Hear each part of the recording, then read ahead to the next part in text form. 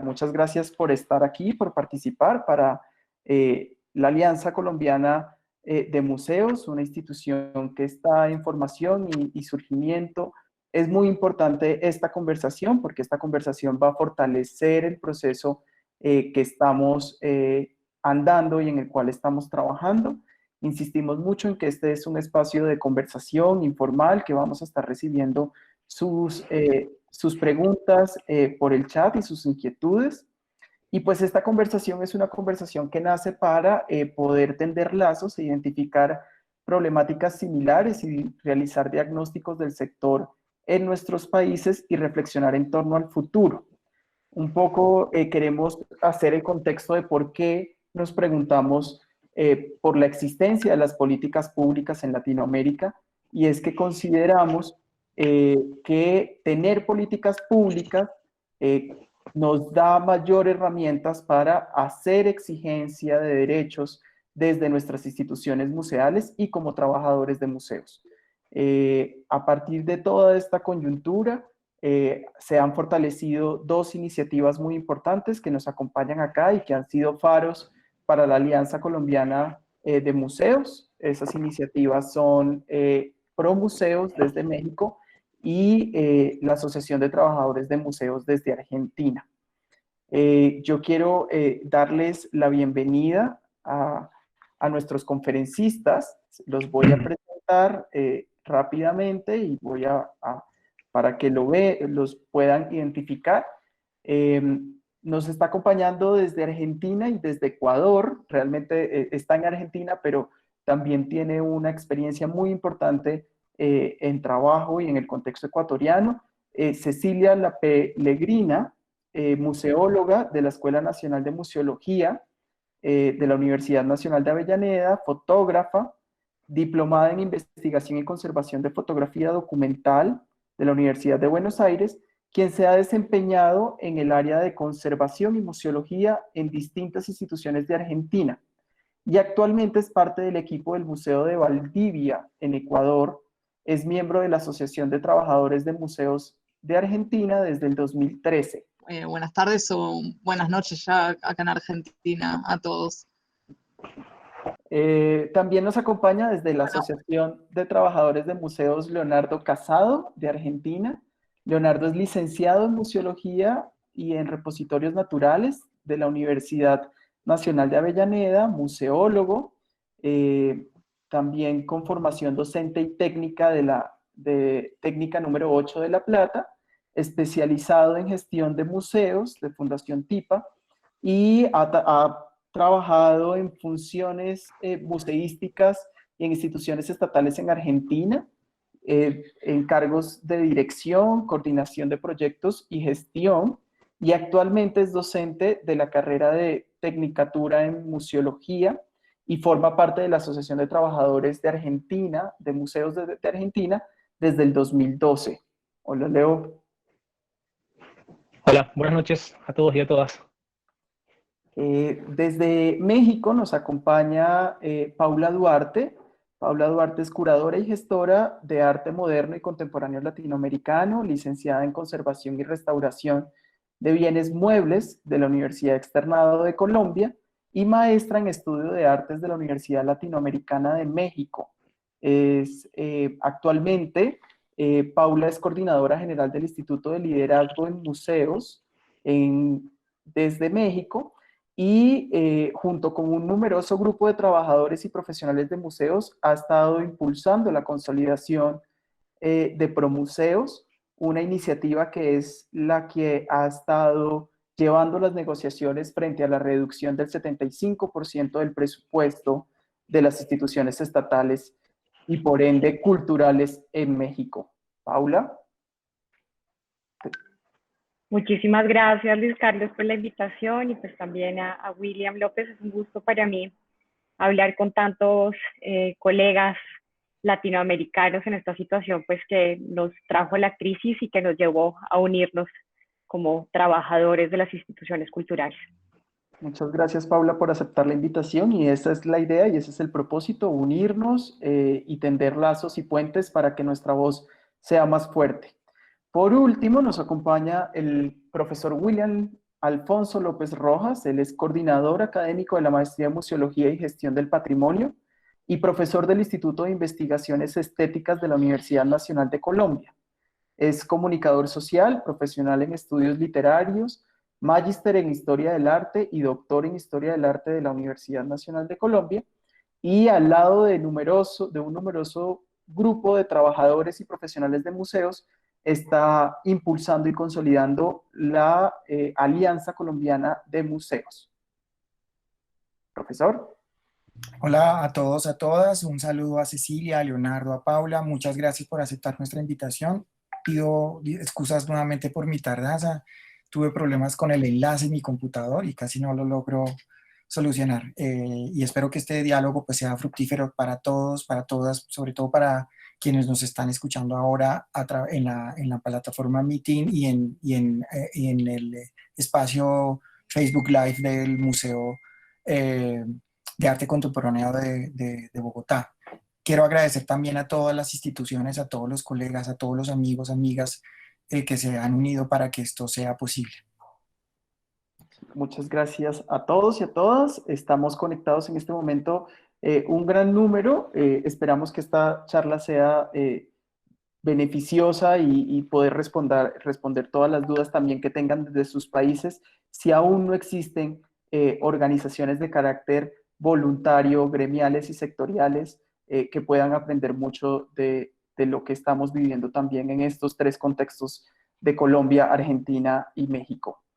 Quisiera iniciar pues por escucharlos y por conocer, voy a darle la palabra a Paula Duarte para que nos cuente sobre qué es ProMuseos, cómo nace, cuál es la historia y los antecedentes, el contexto en el que surgen, cómo están conformados y cómo van los avances y las acciones en estos días.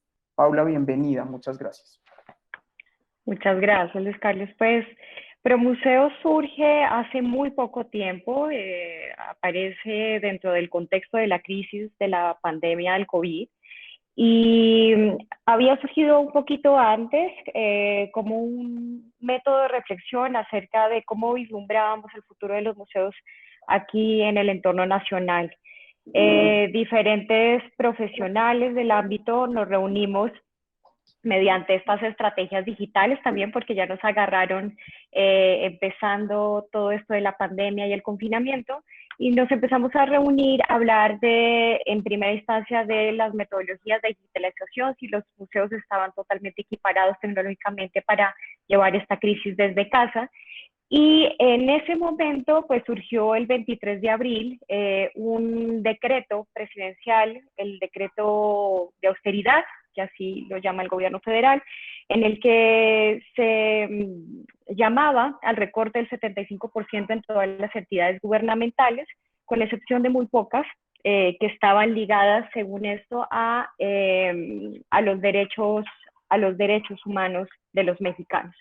No fueron contempladas ahí las entidades culturales y es por eso que bajo un agobio permanente de la supervivencia de nuestras entidades, nos unimos para realizar un enunciado al presidente de la República, Andrés Manuel López Obrador, que fue comunicado en diferentes medios impresos y en las redes sociales, haciendo solicitud a recular o, bueno, recapacitar este recorte que consideramos un poco irracional y difícil de manejar en nuestras entidades. Trabajar el 25% con el 25% es pues trabajar con muchísimo menos que el mínimo.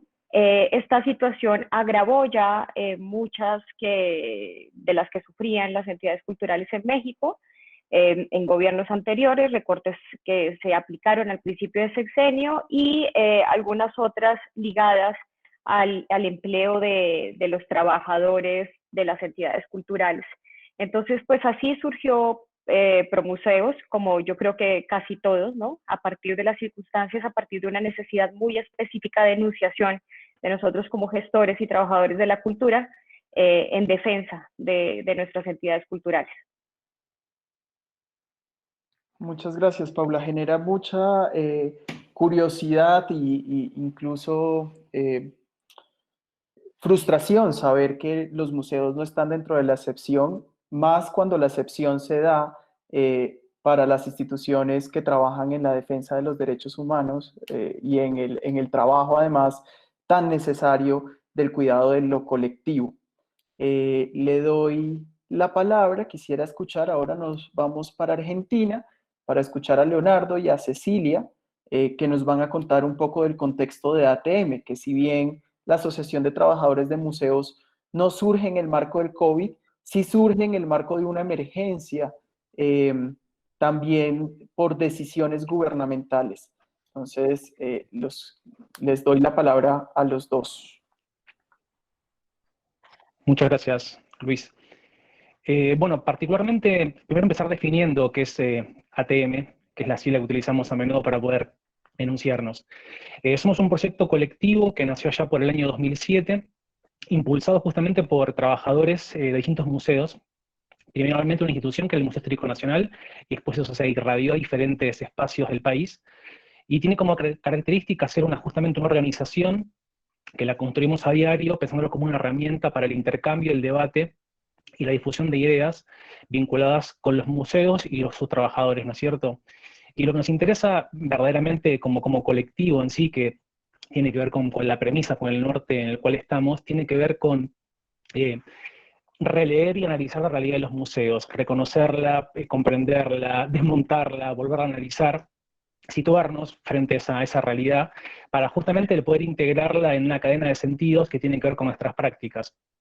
Y como grupo, como colectivo per se, buscamos todo el tiempo generar estos espacios de intercambio entre diferentes realidades de todo el país, en la geografía que tiene Argentina, que salga de lo que es la zona centro o la capital, que es Buenos Aires, para llegar a los confines, a las diferentes provincias, a los municipios, a los pueblos, y empezar a buscar justamente esa interacción entre diferentes trabajadores y trabajadoras con una propuesta de trabajo mutuo, conocer esas realidades, socializar situaciones que suceden justamente en esos espacios, socializar información con respecto a formación, con respecto a beca, diferentes realidades, comunicar posibilidades que existen de formación profesional continua, de capacitación, y buscar, sobre todas las cosas, que la museología, en su aspecto más participativo justamente, en lo que tiene que ver con la conservación del patrimonio, sea realmente una realidad que cada una de las comunidades y los trabajadores como comunidades de práctica en sí puedan llegar a lograr.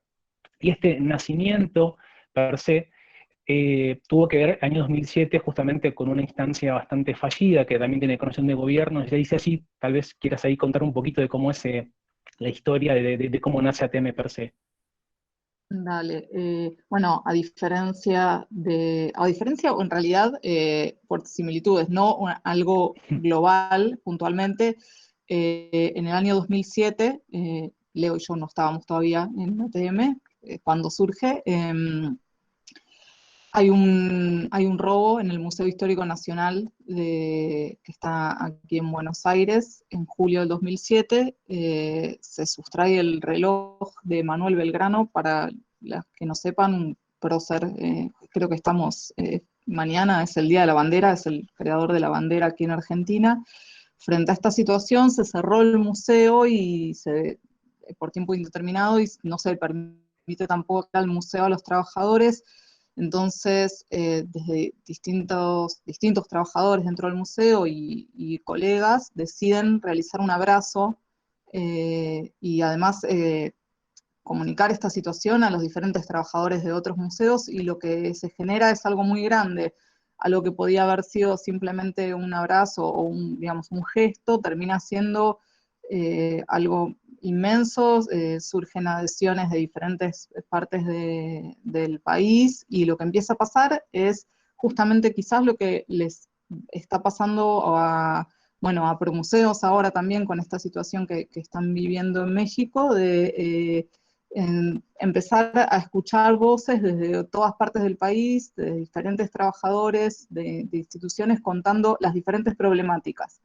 Y a partir de esto, o sea, a partir de un problema en particular en la capital, empiezan a llegar adhesiones y estas diferentes problemáticas que se van comunicando con diferentes trabajadores, y entonces surge esta necesidad de empezar a armar algo que era lo que estaba definiendo Leo, que es lo que somos hoy en día. Esto pasó ya hace 12 años, de bueno, generar un espacio. En primer lugar, lo que nosotros, bueno, lo que se armó fue una página donde poder contar todas estas situaciones que ocurrían.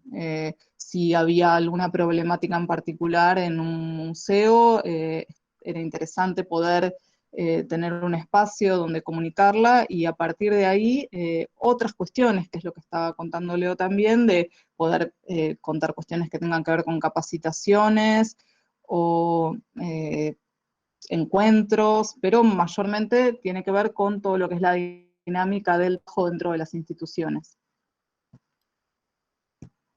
Súper, Básicamente eso, así surgimos y en eso estamos.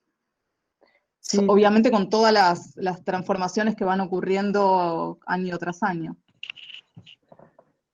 sí, sería interesante, Leo y Cecilia, que nos profundizaran también sobre las acciones, sobre específicamente también de lo que pasó en los años anteriores y cuando hubo ese despido masivo, cuáles fueron las acciones que emprendieron para lograr ser escuchados.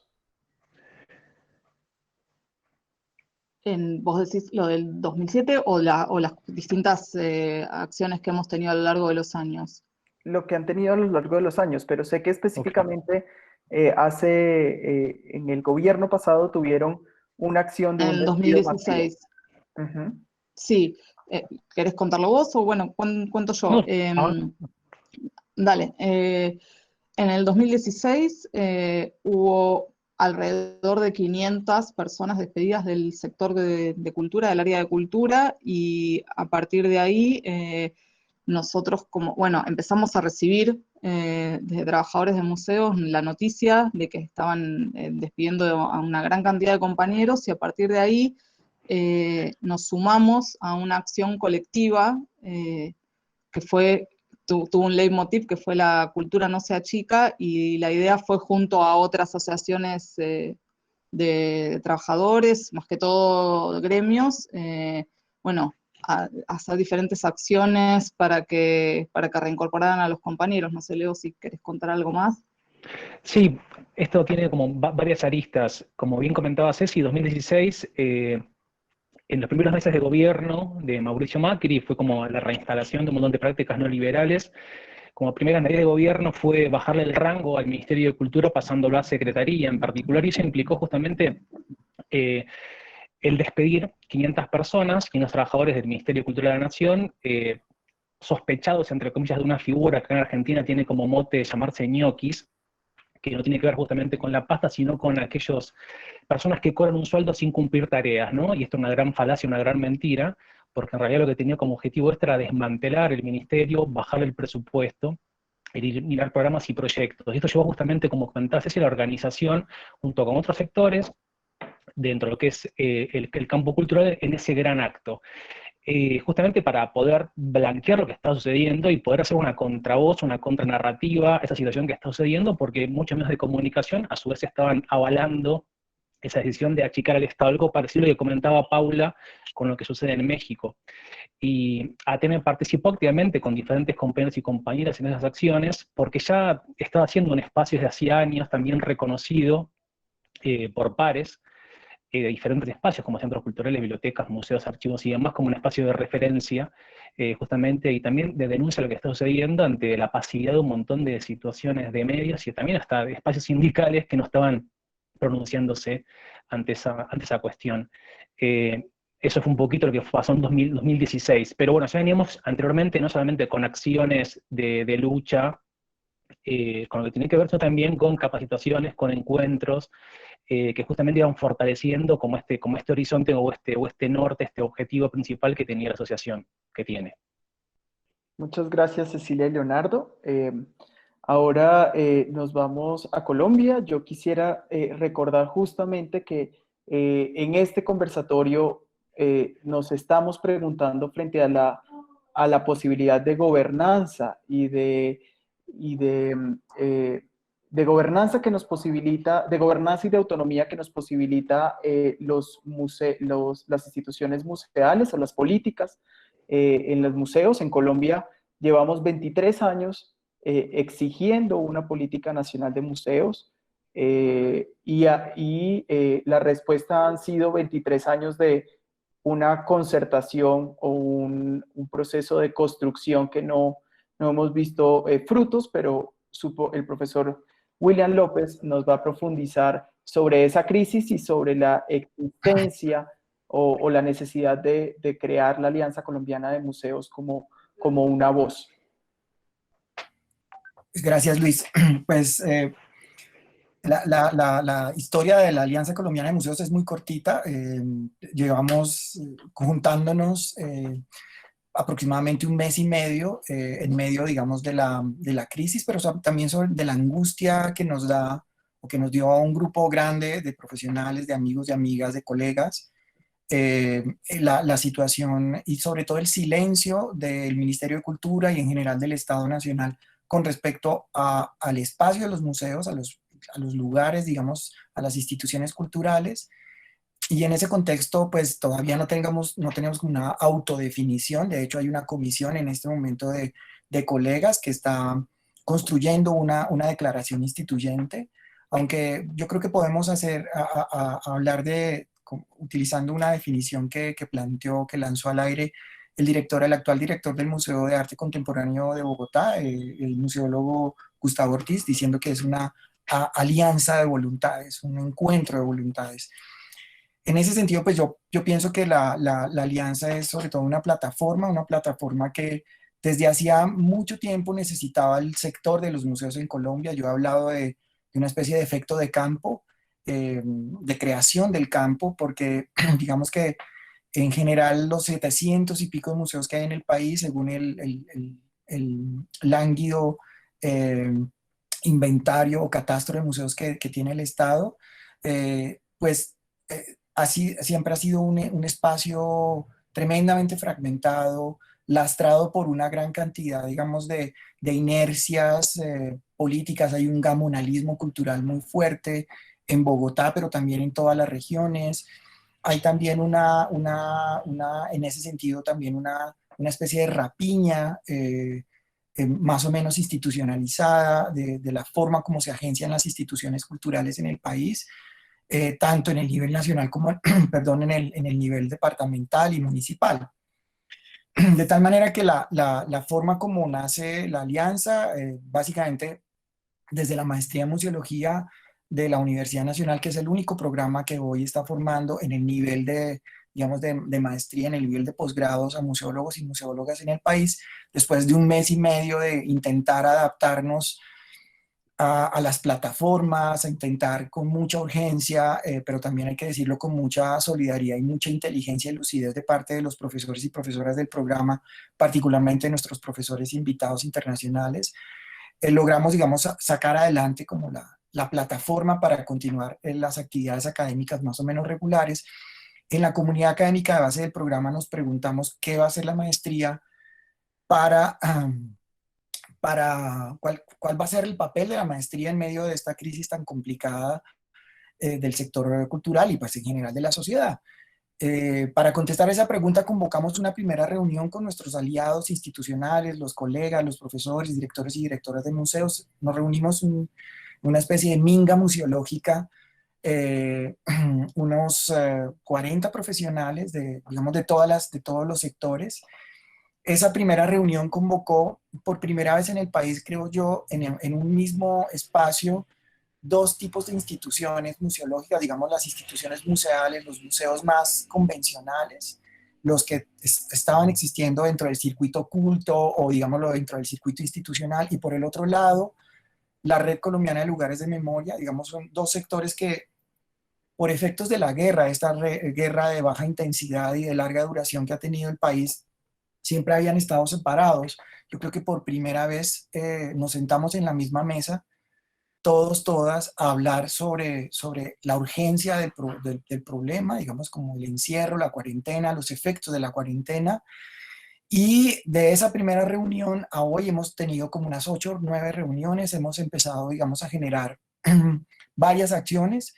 La primera de ellas estaba articulada, o todas nuestras secciones están articuladas alrededor de una carta que le enviaron los representantes de las redes temáticas y las redes regionales de museos al Ministerio de Cultura, una carta que desde mi punto de vista creo que es común esta opinión entre todos y todas que hacemos parte de la alianza, una carta que hacia abril, principios de abril, le enviaron estas personas al ministerio. Esa carta, en cierto sentido, sistematizaba de forma muy lúcida y además en varios escenarios, un escenario a corto plazo, un escenario a mediano plazo y un escenario a largo plazo, todas las iniciativas y las propuestas que a lo largo de estos 2 décadas, un poquito más, un poquito menos, se han hecho en el debate sobre la posible política de museos y de memoria en el país.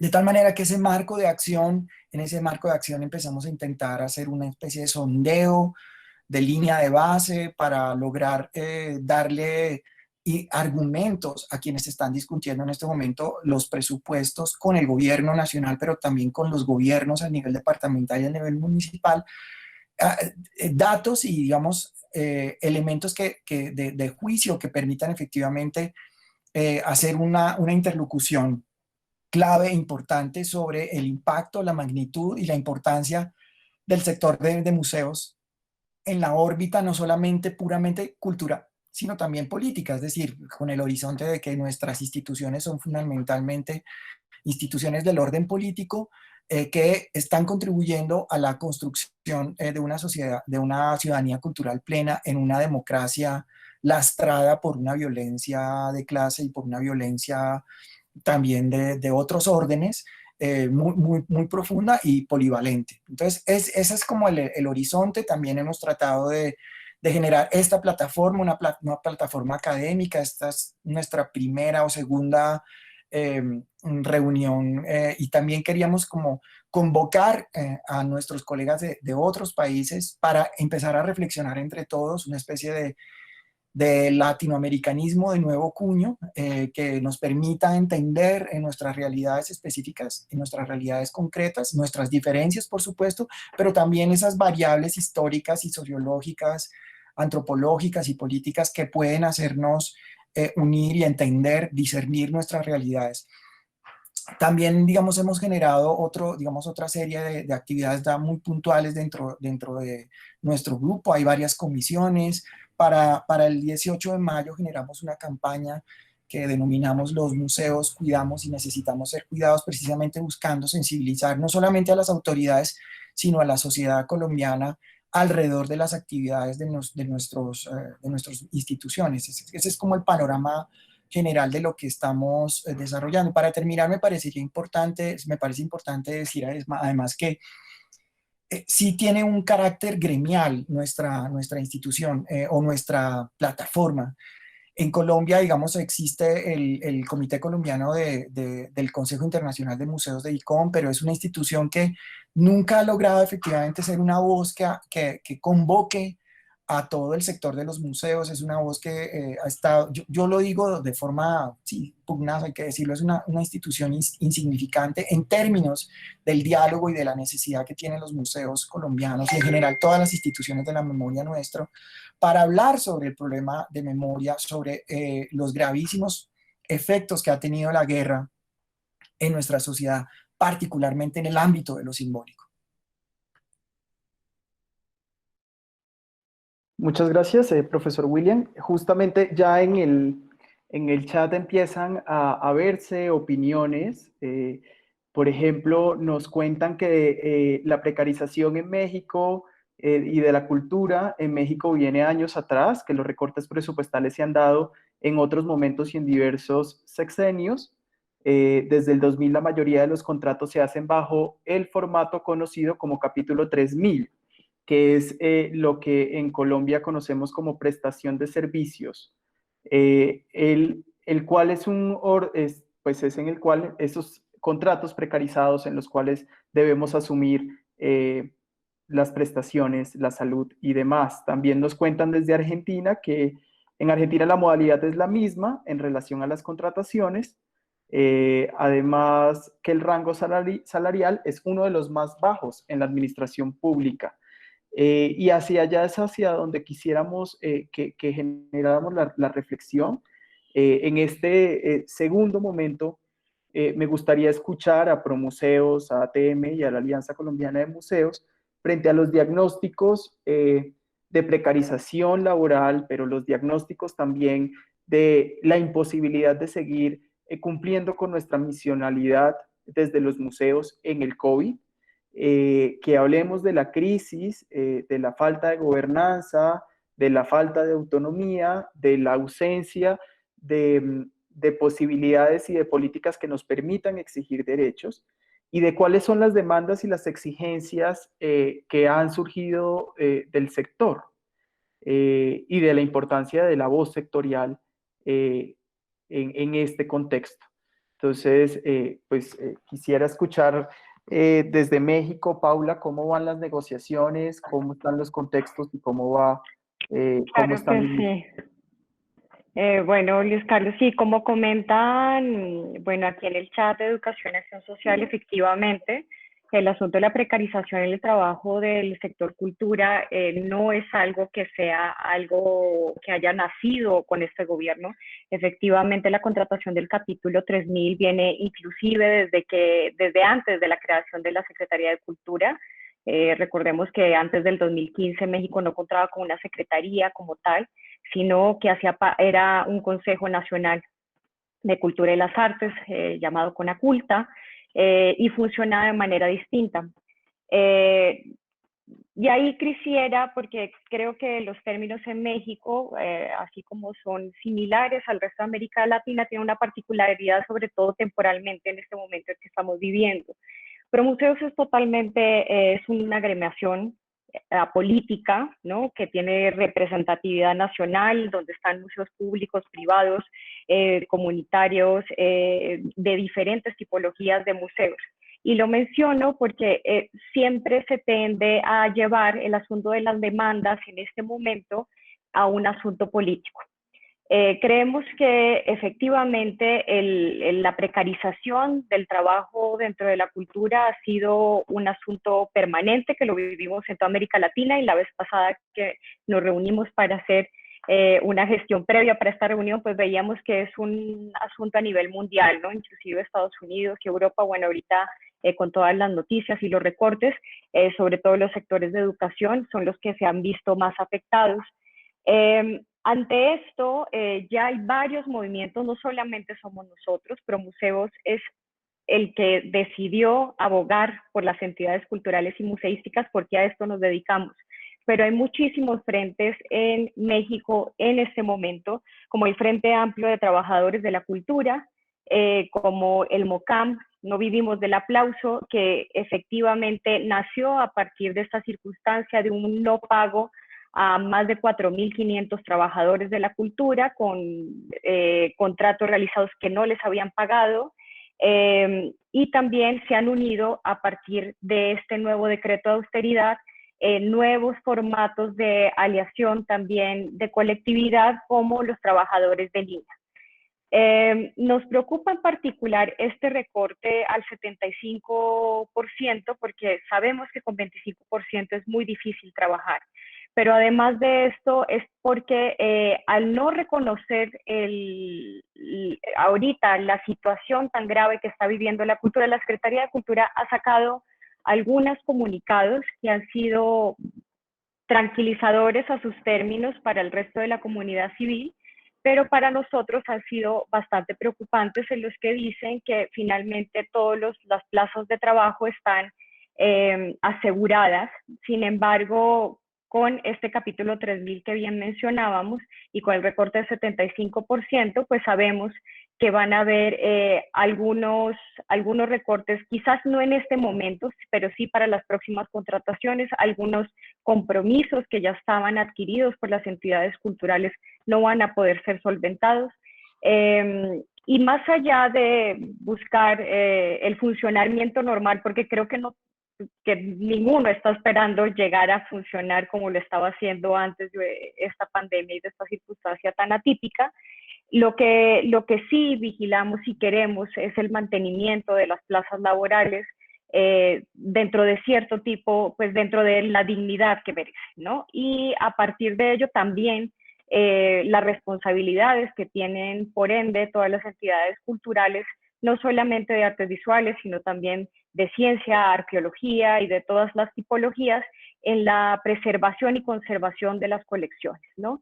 Que sabemos que pues a partir de estos recortes van a ser afectadas hasta cierta medida. A partir, dentro de las acciones que tú comentabas que habíamos realizado o cómo llegamos a anunciarnos de manera mucho más general y pública, existe una carta que, como bien les comentaba, enviamos el 22 de mayo a partir de un formato de Google Forms a la comunidad civil y recibimos 4.500 firmas de mexicanos y mexicanas y gente también del extranjero interesados en no solamente agremiados bajo la figura de ser empleados de la cultura y las artes, sino que también gente muy interesada dentro del gremio museístico en menos de 72 horas. Esta carta fue entregada a Presidencia el 26 de mayo y dentro de las solicitudes, además de la recapacitación a partir de este recorte del 75%, también abogábamos el reconocimiento de la grave situación que estábamos viviendo las entidades culturales, o sea, como lo mencionábamos en la anterior reunión que tuvimos, muchos museos están en peligro de desaparecer, sobre todo muchos de ellos, aunque no pareciera, privados, y también la protección, obviamente, de las plazas laborales y a partir de ello también estuvimos haciendo una enunciación porque también a principio de esta crisis hubo otro decreto en el que se eliminaban todos los fideicomisos de gobierno, dentro de los cuales está el FONCA, está el Fidecine y algunas otras entidades que son muy importantes para la generación de productos y proyectos culturales a nivel nacional. Entonces las peticiones han sido varias, creo que el tema, como tú lo mencionaste, es bastante amplio, no me gustaría extenderme muchísimo más, porque sé que pues finalmente son las realidades que vivimos de manera muy pareja y de manera muy similar en toda América Latina. Súper. Muchas gracias, Paula. Quisiera darle la palabra a Cecilia y a Leonardo para que nos contaran también cómo está el contexto en Argentina y si desde ATM están planeando algún pronunciamiento. Bien. ¿Querés que empiece, Ceci? Sí, yo lo que quería hacer una pequeña salvedad que tenía que ver con lo que habíamos hablado en un principio con respecto a los despidos que ocurrieron en Argentina en el 2016. Mucho de eso ocurrió en gran parte por el tipo de contratación, que es lo que estaban mencionando en el chat, así como dicen en México existe el artículo 3000, nosotros en Argentina tenemos el monotributo y también hay artículo 48, que es otro tipo de contratación dentro del Estado, y estas formas en las cuales o bien los trabajadores tienen que renovar contrato cada 3 meses, cada 6 meses o anualmente, les dan, digamos, permiten que se pueda despedir con mayor facilidad y además es una vulneración total para el trabajador y para también la gente, para el patrimonio, porque digamos, somos las personas que estamos cuidando el patrimonio, pero alguien decía también por ahí, es lo mismo ser un museólogo o un conservador que cualquier, digamos, todos los empleados valen, pero digo, uno recibe una capacitación y se supone que está cuidando cosas tan importantes como nuestro patrimonio y en definitiva después estamos súper vulnerados y bueno, no sé, le doy por ahí, quería hacer esa aclaración nomás y le doy pie a Leo por ahí para contar un poco lo que ocurre ahora. No, está perfecto. Esto que enunciaba Ceci es una realidad que sigue operando hoy en día con respecto a lo que es el contexto actual de el tópico museos y COVID, ¿no es cierto? Porque las situaciones de precariedad laboral son históricas, no son de ahora, vienen hace bastantes años, particularmente en lo que es Argentina, sobre todo post-dictadura, se potenció esta cuestión neoliberal con respecto a lo que tiene que ver en desregularizar el mercado de trabajo, y eso no quedó exento la parte que tiene que ver justamente con la cultura. Y un poco sumando lo que tiene que ver con este contexto específicamente, nuestro país está atravesando como diferentes estadios de las fases de la cuarentena.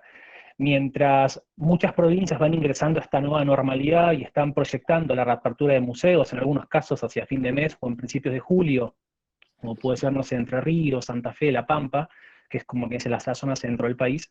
En Buenos Aires, que es la capital y alrededores, lo que es el conurbano bonaerense, el área metropolitana, todavía se está en cuarentena, entre comillas, estricta, y se está previendo a ver si esta fase continúa, ¿no?, en el tiempo, unas semanas más.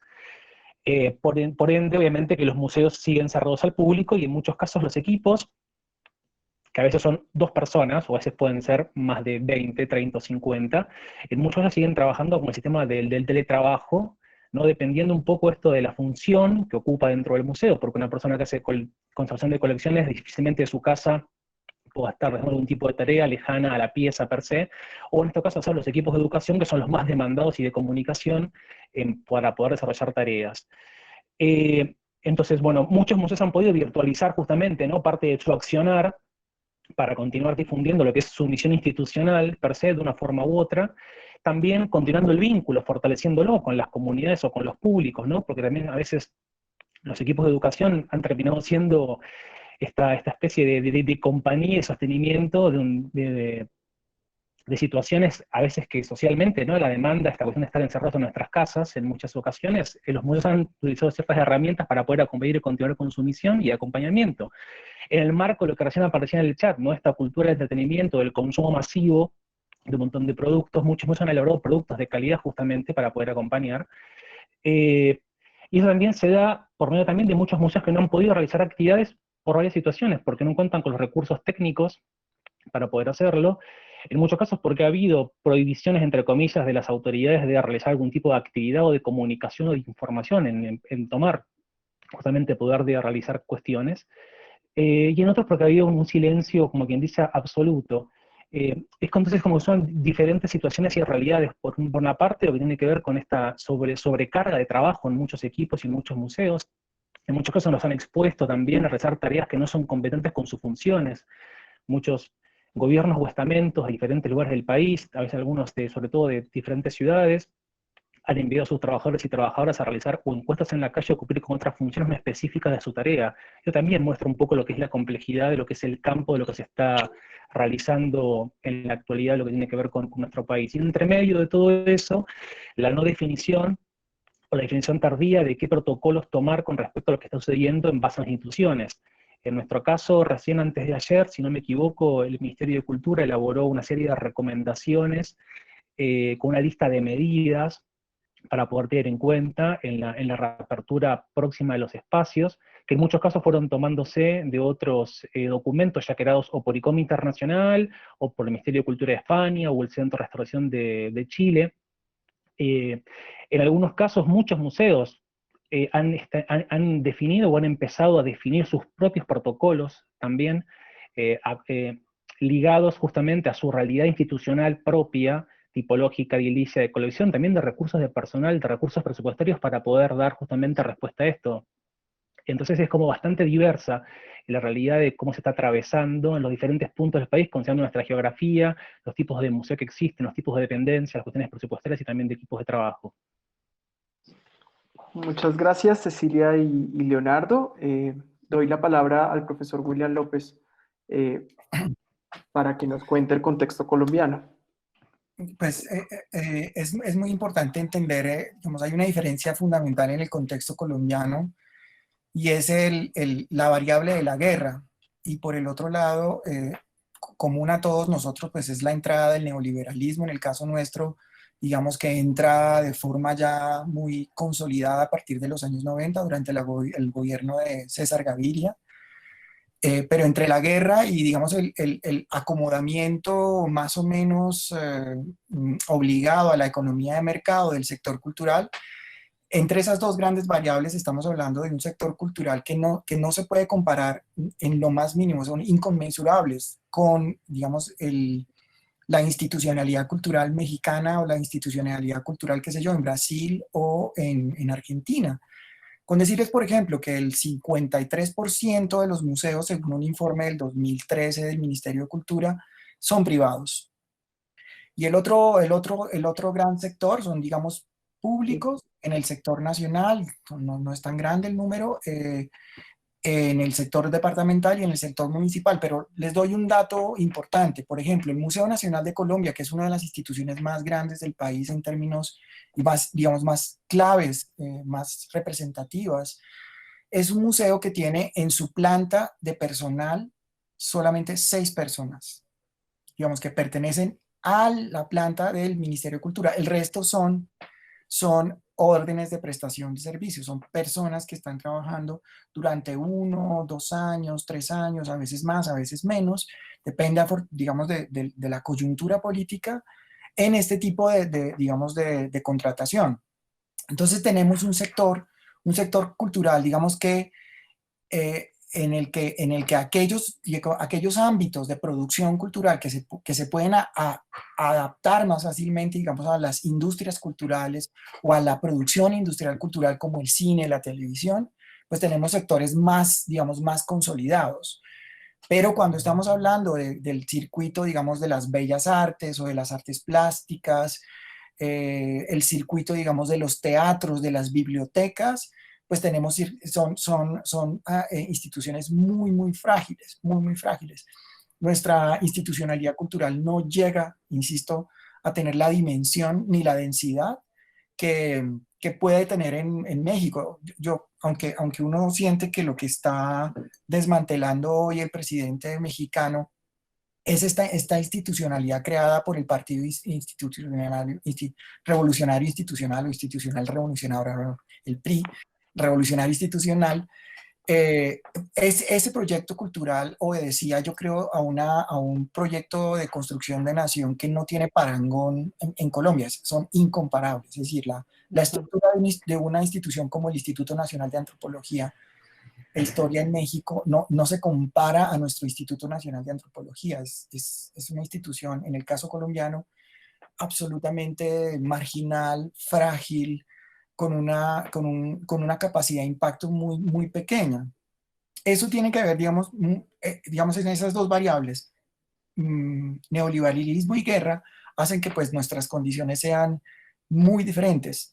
Y cuando estamos hablando, por supuesto, del tema de los museos, pues estamos hablando por el otro lado de una variable que es clave, y es el tema de la profesionalización.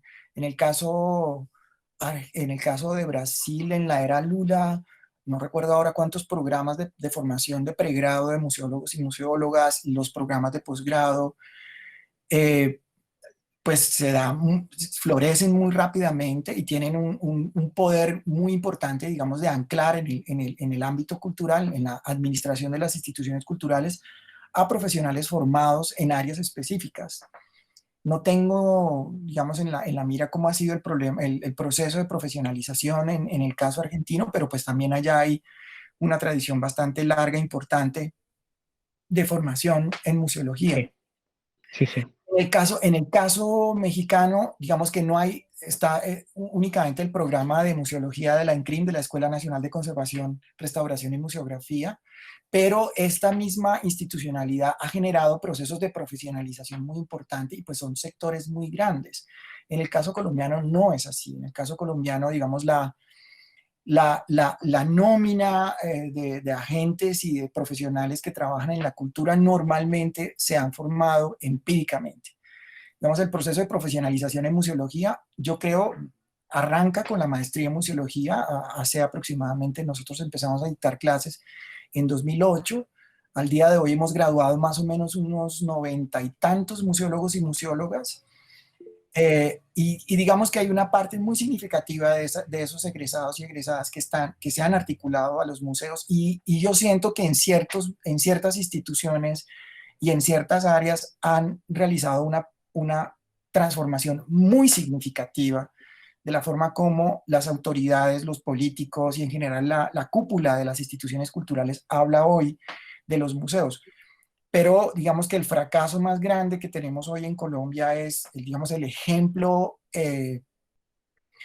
paradigmático de esa precarización es el Museo Nacional de Memoria Histórica, que a mí me duele mucho decirlo, pues nunca tuvo realmente un diseño museológico consistente, y hoy tenemos precisamente una institución que está en medio de un debate que para muchos colombianos, para muchas colombianas es muy doloroso porque es una institución negacionista en este momento, que es una cosa impensable en otras instancias. En Argentina eso es impensable, en Chile es impensable que un museo de la memoria sea un museo negacionista o que sus directivas sean negacionistas, ¿verdad? Entonces, ese digamos, en nuestro caso tenemos, para resumir, esas dos variables claves que hay que pensar de forma muy cuidadosa, pero que además a mí, digamos, muestran contrastes muy interesantes con Brasil, Argentina, México y qué sé yo, otras realidades. Pienso en la peruana, pienso en Bolivia. Habría que mirar cómo efectivamente se puede mirar este problema en términos continentales para mostrar los matices, pero también digamos, las variables comunes.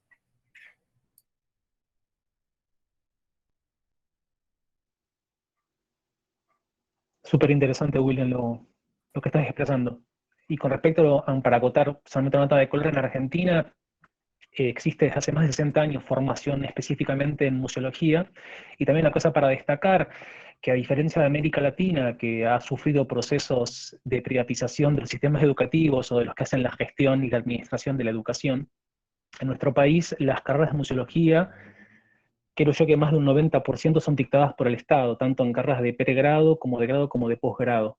Y eso la verdad que también es para destacar que el acceso hay en diferentes provincias del país de carreras de tecnicaturas en museología. En Buenos Aires está la Escuela Nacional de Museología, universidades con licenciaturas, y también hace muy poco la única maestría en el país que está en Tucumán, que es en el norte, que también como acto de federalización en un país tan centralista como el nuestro es troncal.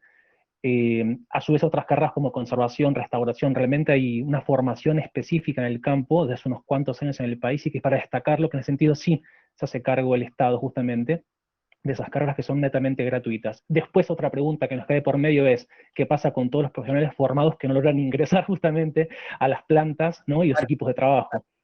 Claro. Déjame anotar, Luis Carlos, algo, digamos, un caso paradigmático en nuestro contexto. El Museo de Arte Moderno de Bogotá fue creado en 1955 como una institución estatal. En medio, digamos, de la dura situación política de esos años, finalmente termina privatizándose en el año 58.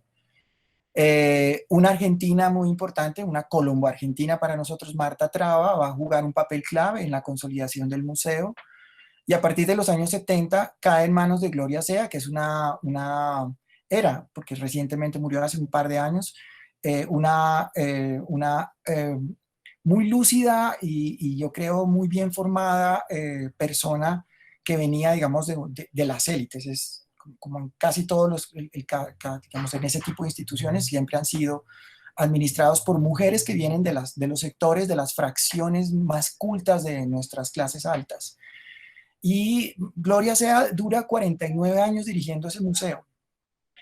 Y es un museo, digamos, que tiene muchos problemas, pero digamos, en otros contextos, hablar de que una persona monopoliza durante 49 años una institución, así sea privada, pero que vive fundamentalmente dineros públicos por su muy fluida relación con los políticos al nivel de la ciudad o al nivel, digamos, nacional, pues es impensable, ¿verdad? Es una mujer muy importante, es una mujer ambivalente. Digamos que en los años 70, cuando dirige la institución que antecede a lo que hoy se llama Ministerio de Cultura, que se llamaba Instituto Colombiano de Cultura, realizó una tarea increíble, digamos, de modernización de la administración cultural, pero luego lentamente se va momificando. Y, digamos, los últimos 20 años de su administración, pues son terriblemente nocivos en general para toda el campo cultural, pero particularmente para el caso, digamos, del arte colombiano. Es decir, que los procesos de canonización pública, de construcción del canon nacional del arte, esté en manos privadas, eso es impensable en México, es absolutamente impensable en Argentina, es absolutamente impensable también en Brasil, y yo diría que incluso en Venezuela, con la catástrofe museológica que hay allí, o en otros espacios. Digamos, ese es un elemento fundamental de la política de Estado que en Colombia es absolutamente impensable. Digamos, eso no le importa a ningún político, y no entiende, digamos, la articulación que hay entre eso y el derecho a una ciudadanía cultural plena, digamos. Muchas, Muchas gracias por los aportes. El chat está que revienta. Sí, quería Sí. aclarar algo, ya que estaba leyendo las cosas del chat, que con respecto a, Leo decía de la gratuidad que nosotros tenemos en la mayoría de las carreras que tienen que ver no solo con museología, sino conservación o también con archivos o bibliotecología, que sí estaban diciendo, y es algo que es bastante severo, que es que no hay una actualización de la currícula muchas veces, y también algo que ocurre es que no están jerarquizadas. Entonces, esto que decía también Leo, de que nos recibimos, pero luego al no tener una ley actualizada, no tener una cuestión de escalafones, entonces no es posible concursar, por lo tanto no hay posibilidad de acceso o de promoción dentro de las instituciones, más allá de esta cuestión de que sí tenemos acceso a la educación gratuita, pero tenemos estas falencias. Sí, Luis Carlos, a mí también me gustaría mencionar algo en lo que hizo hincapié también William en el asunto de la educación.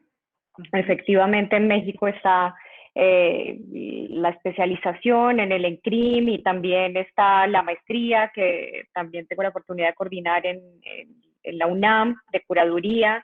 Obviamente está el CENCROPAM y también el ENCRIM para la materia de restauración. Sin embargo, ante la amplitud y la gran cantidad de museos que tiene México, la mayoría de la gente se cultiva profesionalmente, empíricamente, o sea, a través de la práctica. O sea, sí es una permanente y todavía hay mucha necesidad de profesionalización, sobre todo al interior del país. También está el ENA en el asunto de arqueología y de todo el cuidado, pero sin embargo, es tanta la necesidad de la atención de estos espacios públicos que no nos damos o una vez abasto o las carreras no llegan a descentralizarse, que creo que ese es un gran ejemplo que tiene Argentina con la Escuela de Tigre, que tienen esta posibilidad también de acceder a los estudios sin llegar a la capital del país, ¿no? Que es lo que pasa en la mayoría de los países. Entonces, pues ahí hay otro punto interesante, ¿no? Y es una carencia que vemos también, que tenemos estas similitudes, ¿no? O sea, la profesionalización es un asunto siempre de continuo crecimiento y cómo nuestros gestores, nuestros agentes culturales tienen que acceder de diferente una forma u otra a programas de capacitación continua. El Instituto de Liderazgo en Museos, que también está sentado aquí en México, que es una doble dueta, o sea, tiene esta parte de la UNAM, pero también es una entidad semiprivada, es quien abastece cierto tipo de lineamientos en ese tipo, pero no se da tampoco abasto ante pues, esta gran colectividad de agentes. A mí me parece muy interesante todo lo que está saliendo, porque fíjense en que hemos pasado desde la ausencia de representación y de espacios de participación sectorial. Estamos abordando el tema de la falta de profesionalización o la debilidad en la profesionalización. Estamos evidenciando cómo hay una debilidad también en la protección de procesos, en la protección de lo público, en que se pierde, incluso no hay gestión de conocimiento porque tampoco hay un interés gubernamental en hacerlo, nos toca, todo eso recae en nosotros. Y también hay un ejercicio muy triste y es la falta de oportunidades de ascenso también que tenemos. Solamente piensen cuántos directores vienen realmente de una carrera, directores de museos o de funcionarios públicos de alto nivel que tengan que ver con museos, que vengan realmente de una carrera vital dentro de los museos. Yo creo que estos escenarios que nos están arrojando nos evidencia la ausencia y la debilidad que es común en todos los países, entendiendo las dinámicas y las diferencias de la política pública. Y insisto que el tema de la política pública no se trata de decretos y de leyes débiles y sin implementación, sino que se trata en devolverle autonomía y gobernanza a la ciudadanía, en este caso a la ciudadanía museal, que es la que construye los museos, para volver a para poder hacer autónomamente y bien el ejercicio de cuidado de lo público y del patrimonio. Haciendo esta introducción, yo las quiero invitar a que hagamos una reflexión sobre qué riesgos o qué afectaciones ocasiona no contar con políticas públicas de museos ni con medios para proteger al trabajador museal en nuestros países. El que quiera empezar, ya esto es un poquito. Así. A ver, yo meto la cucharada. A ver, estas dos variables que yo he planteado, guerra y neoliberalismo en Colombia, en ese horizonte creo que son dos variables que son insoslayables a la hora de poder mirar en perspectiva este asunto. Y en ese sentido, digamos que se juntan paradójicamente, digamos, guerra, neoliberalismo y por el otro lado la Constitución de 1991, que en términos políticos pues es un gran avance. Es una constitución que reconoce la multietnicidad, la plurietnicidad, la pluriculturalidad del país. Es una constitución que, digamos, pasa de una democracia representativa a una democracia participativa. Digamos que en principio, en el año 91, el mismo gobierno, que es el gobierno de César Gaviria, impulsa este acuerdo, esta nueva Carta Constitucional, y digamos eso hace un marco, hay un marco de referencia muy interesante. En los últimos años, digamos, esa Constitución, por efecto, digamos, sobre todo de los dos gobiernos seguidos de Álvaro Uribe, lo que luego viene en general y lo que está ocurriendo hoy, pues se va deformando, se va desmantelando. En términos, digamos, de política pública, el tema de la participación pues es clave en ese sentido. Y la Ley General de Cultura, que nace en se publica en 1991, la emite el gobierno en 1997, perdón, digamos, es un reflejo, digamos, de la cultura participativa y de esos elementos de reconocimiento, de pasar de una república católica, blanca, centralista, centrada única y exclusivamente sobre valores patriarcales, a una constitución que eventualmente da cabida y le da juego a otros sectores culturales para que empiecen a participar plenamente y con toda legitimidad y legalidad en la construcción de una nueva ciudadanía o de múltiples ciudadanías, ¿verdad? Yo creo que a partir de ahí, por ejemplo, el movimiento LGTBI empieza, aunque muy lentamente, a tomar posición pública. Lo mismo ocurre con las diferentes organizaciones afro, lo mismo ocurre con las diferentes organizaciones, digamos, indígenas. Pero al mismo tiempo viene la guerra paramilitar, y esa guerra paramilitar, que digamos que desmantela y ataca muy fuertemente los tejidos sociales culturales. Eso tiene efectos muy nocivos en el caso nuestro, tiene efectos perversos, ¿verdad? Porque no solamente ocupa, digamos, en el caso cultural, implica el monopolio del agenciamiento de las instituciones culturales por personas de las élites o que vienen de las élites o que están cooptadas por sectores específicos de las élites, una especie digamos, de versión muy, ¿cómo decirlo?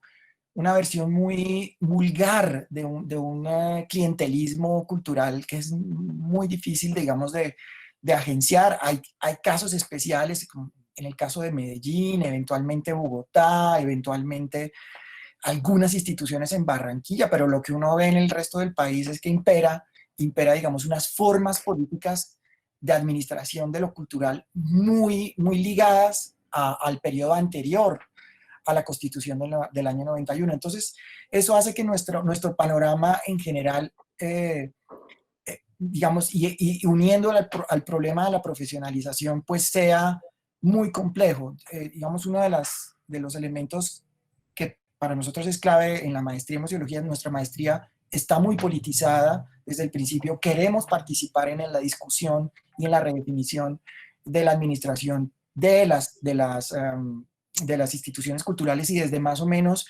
2008, 2007 estamos participando incluso muy pugnazmente en el debate público sobre la posibilidad de entender una política pública de museos en el país. Y nosotros vamos más allá, una política pública de museos y memoria, entendiendo la memoria como una categoría general que puede ser muy, digamos, muy importante para poder, digamos, unir dos sectores del ámbito cultural, el sector, digamos, de las organizaciones de base de derechos culturales, de las organizaciones de derechos humanos, las organizaciones de víctimas, junto con esta otra institucionalidad que mal que bien, digamos, esta institucionalidad cultural que mal que bien ha sido administrada por fracciones digamos, de las fracciones más elaboradas de las élites y que mal que bien en contextos muy particulares, en proyectos específicos, han logrado establecer laboratorios muy interesantes de agenciamiento de lo cultural. Pienso mucho ahora en el Museo de Antioquia. Creo que el periodo que acabamos de ver del museo, como por ejemplo con el liderazgo de Nidia Gutiérrez, que es una museóloga que venía de Venezuela, es muy interesante lo que ocurre ahí y uno puede ver asimismo, por ejemplo, lo que ocurre con el Museo de Arte Contemporáneo de Bogotá, que es un museo muy atípico en el circuito, digamos, de museos contemporáneos. Hay espacios específicos que, a pesar, digamos, de esta atmósfera tan negativa, logran establecer proyectos siempre muy interesantes, siempre muy significativos, siempre muy poderosos para las pequeñas comunidades que finalmente se ven afectadas por esos agenciamientos. Gracias. Pues igual comento yo un poco sobre el tema de la precarización, o sea, más allá del asunto que sabemos que vivimos todos, o sea, siento que la carencia, que era la pregunta que mencionaba Luis Carlos, la carencia de políticas públicas, culturales claras, y este asunto de la precarización laboral, pues es la pérdida del capital humano en todos los sentidos. Inclusive todas estas personas que se van formando prácticamente y de manera muy empírica en diferentes instancias de los países a nivel cultural, es gente que va formándose poco a poco con el tiempo, ¿no? Y a veces aquí, digamos, me pasaba mucho cuando estaba en el INBA, que no alcanzaban a visualizar que eso era casi una inversión, ¿no? Toda esta gente que se estaba formando a partir del aprendizaje dentro de las mismas instituciones culturales del Instituto Nacional de Bellas Artes o dentro de la capital de museos que existe dentro del gobierno federal, no la veían como una inversión como de talento. O sea, esta precarización de trabajo que nos lleva siempre a las mínimas instancias, ¿no? De cuánto da un gestor cultural, cuánto da un agente, y es lo que comenta William. O sea, siempre el potencial que tenemos como gremio es que estamos tan acostumbrados a trabajar con pasión que finalmente no estamos acostumbrados, o no, cosa que no debería ser, pero nuestra retribución es distinta a la económica. El asunto es que esto se ha vuelto también como un arma de doble filo que los gobiernos han estado capitalizando de esa manera, y es por eso que finalmente no hay una buena retribución económica a todos los agentes culturales, cosa que no debería ser así.